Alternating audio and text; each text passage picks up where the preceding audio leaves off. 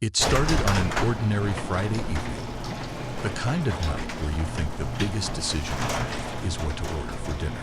My wife, Sarah, and I had been together for 10 years, married for 8. We had what I thought was a pretty solid relationship. Sure, there were ups and downs, but nothing out of the ordinary. That night, she was unusually quiet. Not the peaceful kind of quiet, but the kind that tells you something's brewing. She had that look, like she was debating whether to say something or keep it bottled up. Finally, she put down her wine glass, looked me straight in the eyes, and said, "We need to talk." The words every husband dreads. I tried to play it cool. "What's on your mind?" I asked, my heart already racing. She hesitated for a moment, then said, "I've been doing a lot of thinking lately. About us. About our marriage." My stomach dropped. "Okay," I said, keeping my voice steady. "What's going on?" She took a deep breath, as if preparing herself for a battle. "I think we should consider opening our marriage." For a moment, I wasn't sure I heard her right. "Open our marriage," I repeated, hoping she'd laugh and say it was a joke. But she didn't. Instead, she started explaining. "It's not that I don't love you. I do. But I feel like I've missed out on certain experiences. I want to explore, to feel alive again." I stared at her, trying to process what she was saying. We'd been together for a decade, built a life together. And now she was telling me she wanted to explore. What did that even mean? I asked her, "Are you unhappy? Is there something I've done or not done?" "No," she said quickly. "It's not about you. It's about me. I just feel like I need more." More. That word stung. Like everything we'd built together wasn't enough. I didn't know what to say. Part of me wanted to argue, to tell her this was insane. But another part of me wanted to understand. So I said the only thing I could. "I need some time to think about this." The next few days were a blur. I couldn't focus on work, couldn't eat, couldn't sleep. All I could think about was her words. I need more. Was I not enough? Had I missed the signs? Or was this something she'd been hiding from me all along? When we finally talked again, I told her, "If this is what you really want, we need rules, boundaries, total honesty." She agreed, and we set the ground rules. No secrets. No lying. If she met someone, I'd know. If I met someone, she'd know. It would all be out in the open. At first, it was surreal. She started going out more, meeting friends, or so she said. I tried to be supportive, but every time she left, it felt like a knife twisting in my gut. I'd sit at home, staring at the clock, wondering what she was doing, who she was with.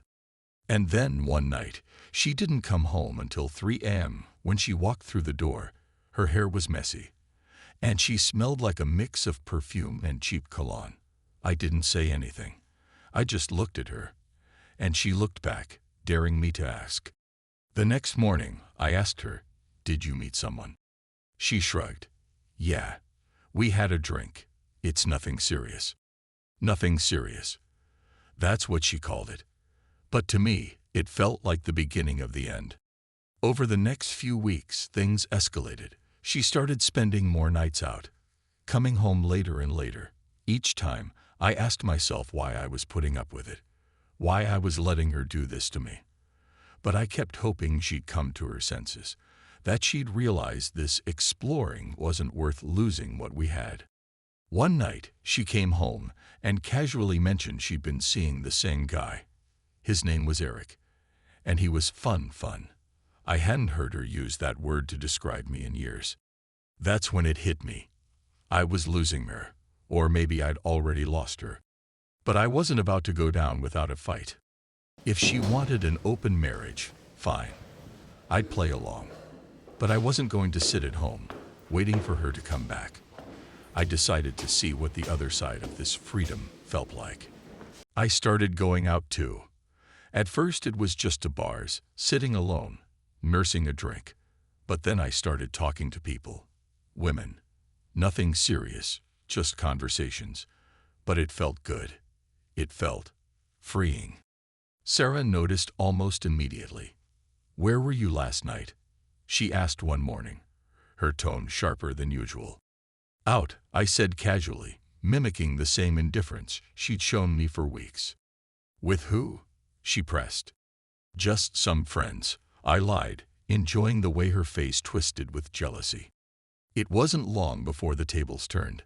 Suddenly, she was the one sitting at home, waiting for me to come back.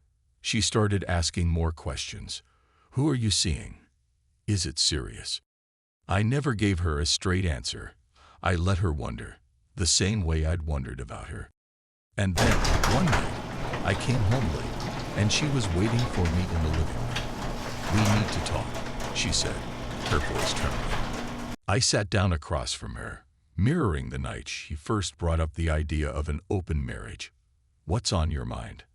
I asked, my tone deliberately calm. "I don't want this anymore," she said, her eyes filling with tears. "I made a mistake.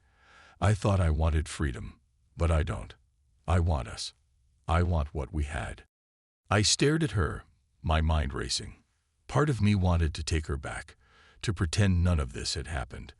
But the other part of me, the part that had spent sleepless nights wondering where she was and who she was with, couldn't forget. "You wanted this," I said, my voice cold. "You asked for it. And now you don't like the way it feels." She broke down, sobbing, begging me to forgive her. But I couldn't. The damage was done. The trust was gone. In the end, we decided to separate. She moved out, and I stayed in the house we once called home. Sometimes, late at night, I think about her, about what we had and what we lost. But I don't regret the decision. Because some things, once broken, can never be fixed. And we were one of those things.